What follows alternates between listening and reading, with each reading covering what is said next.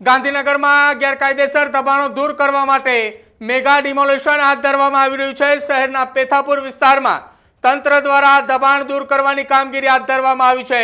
વકફ બોર્ડમાં ગેરકાયદેસર રીતે નોંધાયેલા દબાણો એ તંત્ર દ્વારા હટાવવામાં આવ્યા છે। શહેરના 1 થી 30 સેક્ટરના 1400 થી વધારે દબાણો પર બુલડોઝરની કાર્યવાહી હાથ ધરવામાં આવી રહી છે।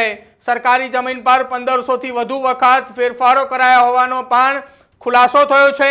सरकारी जमीन ने गैरकायदेसर रीते कायदेसर बनावाना प्रयासों थई रह्या हता अने तमामनी वच्चे आ गैरकायदेसर दबाणो जे करवामां आव्या हता ए दबाणो हटाववा माटेना तंत्र द्वारा ए तैयारी जे आरंभी हती तेनी शरूआत करी देवामां आवी छे। थोड़ा दिवसों पहेला नोटिसो आपवामां आवी हती अने नोटिसनो जवाब न मळता तंत्र द्वारा ए बुलडोઝર फेरवવાની कामगीरी हाथ धरवामां आवी रही छे।